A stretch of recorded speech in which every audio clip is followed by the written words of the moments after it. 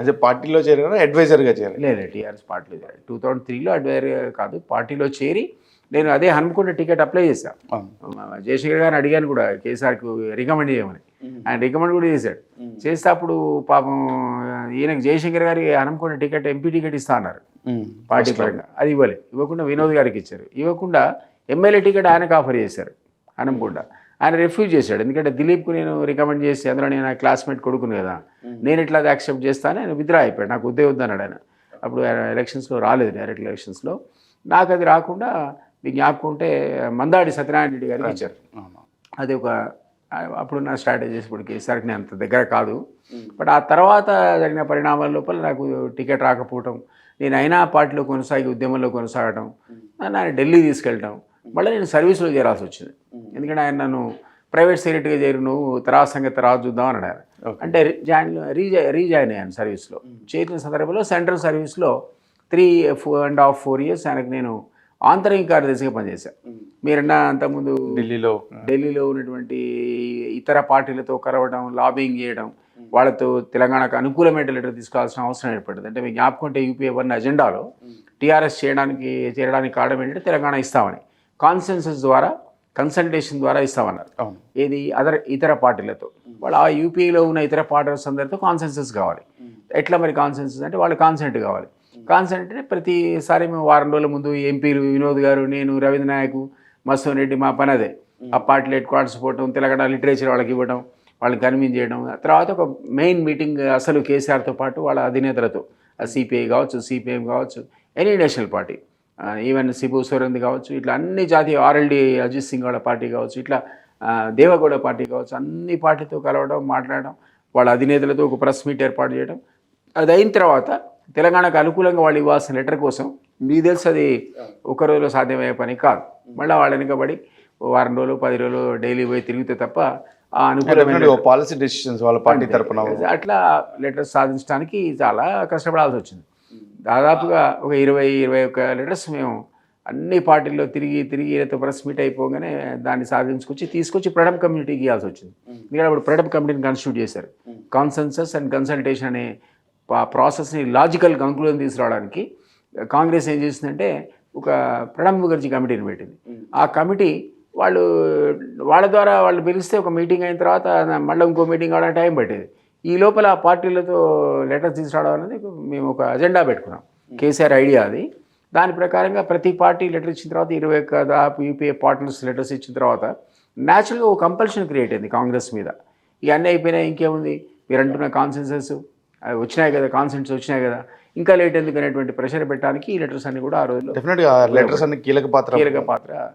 ఆ తర్వాత బిల్లు వచ్చినప్పుడు ఆయా పార్టీలు తెలంగాణ బిల్లుకి అనుకూలంగా మాట్లాడడానికి కూడా ఓ కంపల్షన్ క్రియేట్ అయింది. ఆల్రెడీ వాళ్ళు కమిటీ అయ్యారు కాబట్టి కంపల్సరీగా మనకి సపోర్టివ్గా వాళ్ళందరూ కూడా తెలంగాణ అది ఒక కీలక ఘట్టం. అది ఆ కీలక ఘట్టంలో మేము చాలా కృషి చేసాం. అప్పుడు ఉన్నటువంటి ఎంపీలు, నేను, వాళ్ళు కూడా మాతో పాటు వచ్చేవాళ్ళు. నేను ఏదైనా పోతున్నా రండి మరోసారి పోదామంటే కేసీఆర్ మాటికి రాడు కదా. ఒక ప్రెస్ మీట్ అయిపోయేవాడు ఎస్ మేము తెలంగాణ బలపరుస్తున్నాం అన్న తర్వాత పర్సూ చేయడానికి మనం ఎంపీలను కూడా తీసుకెళ్లాల్సిన పరిస్థితి. ఒకసారి ఒక ఎంపీ రవీంద్ర నాయక్, వినోద్, చనిపోయిన మధుసూదన్ రెడ్డి, వీళ్ళందరూ కూడా ఒక్కోసారి కూడా పట్టుకెళ్ళేవాడు. నేను లిటరేచర్ అంతా మాకు జయశంకర్ సార్ ఇచ్చేవాడు. తెలంగాణకు సంబంధించినటువంటి దాని ఆవశ్యకత కానీ, దాని మెటీరియల్ కానీ, దాని హిస్టారికల్ బ్యాక్గ్రౌండ్ కానీ, ఉద్యమం చరిత్ర, ఇదంతా కూడా ఆ పార్టీలకు మీరు చెప్పకుండా వాళ్ళు మీకు లెటర్ ఇవ్వరు. They should be convinced. So అది అందులో క్రూషియల్ రోల్ అనేది ప్లే చేయడానికి నాకు మంచి అవకాశం ఏర్పడింది. ప్రకాష్ కారత్తో అయితే సుదీర్ఘంగా రోజు టైం ఇచ్చాడు నాకు దాన్ని మొత్తం దాన్ని అర్థం చేసుకోవడానికి. ఆఖరికి ఆయన ఏమన్నా అంటే ఇస్తే ఇచ్చుకోనియండి, let them not fire their guns over our shoulder అన్నాడు. అది హిస్టారిక్ స్టేట్మెంట్. మా భుజాలపై తుపాకులు పెట్టాయి కాల్చాల్సిన అవసరం లేదు, మీకు కావాలనుకుంటే ఏమైనా చేసుకుంటే ఆల్రెడీ 3 రాష్ట్రాలు మీరు ఇచ్చారు కదా, మాకు సంబంధం లేని కారత్ అనడానికి ఎంతో లిటరేచర్ తీసుకెళ్ళి ఎంతో సుదీర్ఘంగా 1 day అంతా మాట్లాడాను. ఇవన్నీ తెర వెనుక కార్యక్రమాలు మీరు ఇప్పుడు ఇంటర్వ్యూ ద్వారా బయటకు వస్తున్నాయి. అవును, అదే చాలా మందికి అదే ఎమ్మెల్సీగానే తెలుసు, అంతకంటే తెలుసు తప్ప మాకు తెలిసిన మీడియాలో ఉన్నారు కాబట్టి మీకు కొంత తెలుసు, కానీ అందరికీ తెలియదు. సో అదొక హిస్టారిక్ ఘట్టమే. ఈవెన్ ప్రకాష్ కారత్ స్టేట్మెంట్ కూడా అదే కారణం. అంటే ఆ లెటర్లు సాధించడానికి ఎంత కష్టపడాల్సి వచ్చింది? డెఫినెట్లీ ఒక్కొక్క పార్టీతో వారం రోజులు తిరగకుండా అది సాధ్యపడేది కాదు. కొన్ని సందర్భాల్లో లెటర్ వచ్చేది కూడా కాదు.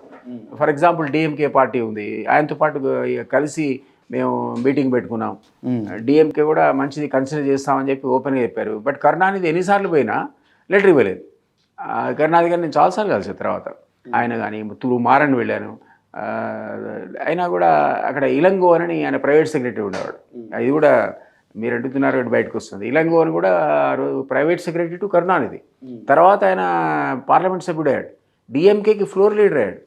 నాలాగా ఎట్లయితే నేను ఎమ్మెల్సీ అయ్యాను, ఆయన ఎంపీ అయ్యి ఫ్లోర్ లీడర్ అయ్యాడు. ఆయన అప్పుడు చాలా అంటే నన్ను 2 సార్లు కరుణానిధి దగ్గర తీసుకెళ్ళడం, మళ్ళీ ఒకసారి మాట్లాడడం అడిగితే ఆయన ఏమన్నాడంటే అప్రాప్రియేట్ టైంలో బిల్లు ప్రవేశపెడితే మేము మీకు అనుకూలంగా మాట్లాడతాం, లెటర్ ఇవ్వమన్నాడు. లెటర్ ఎందుకు ఇవ్వడన్నా అంటే అక్కడ తమిళనాడులో కూడా సపరేట్ స్టేట్ గురించి మూవ్మెంట్ జరుగుతుంది. వాళ్ళు కమిటీ అయ్యి లెటర్ ఇస్తే ముందు వాళ్ళది కూడా హానర్ చేయాల్సిన పరిస్థితి. కాబట్టి పొలిటికల్ రీజన్స్తో డిఎంకే మన బిల్లు ప్రవేశపెట్టినప్పుడు ఖచ్చితంగా మనకు అనుకూలంగా మాట్లాడే తప్ప మనకు లెటర్ ఇవ్వలేదు. సో అందువల్ల ఇవన్నీ అలా మాట్లాడిన పార్టీలు ఇంకా ఉన్నాయి. అట్లా మీకు బిజు జనతాదళ్ వాళ్ళు ఇవ్వలేదు. కానీ బిజు జనతాదళ్కి ఉన్నటువంటి వైస్ ప్రెసిడెంట్ ప్రసన్న కుమార్ పట్సాని నాకు పర్సనల్గా అదే క్రమంలో బాగా క్లోజ్ అయ్యాడు, మంచి మిత్రుడయ్యాడు. ఆ తర్వాత నేను టీఆర్ఎస్తో విభేదించి వేరే సంఘటనలు పెట్టాను, మీకు తెలిసి టఫ్ పెట్టాను, రాష్ట్రీయ లోక్దళ్ అనే పార్టీని పెట్టాను, అజిత్ సింగ్ గారిని తీసుకొచ్చి ఇక్కడ. ఆ సందర్భంలో మా పార్టీకి రౌండ్ టేబుల్ కాన్ఫరెన్స్కి 2-3 ఆయన అటెండ్ అయ్యాడు.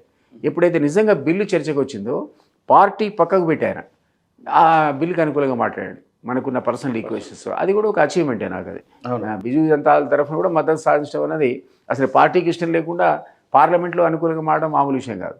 తర్వాత ఆర్ఎల్డీది కూడా ఇప్పుడు ఆ శాఖ ఇక్కడ ఉంది కాబట్టి, తెలంగాణ రాష్ట్రీయ లోక్దళ్ ఏర్పాటు చేశాం కాబట్టి అజిత్ సింగ్ ద్వారా, తీరా బిల్లు వచ్చేవరకల్లా 5 ఎంపీలతో వాళ్ళు అనుకూలంగా ఓటేశారు.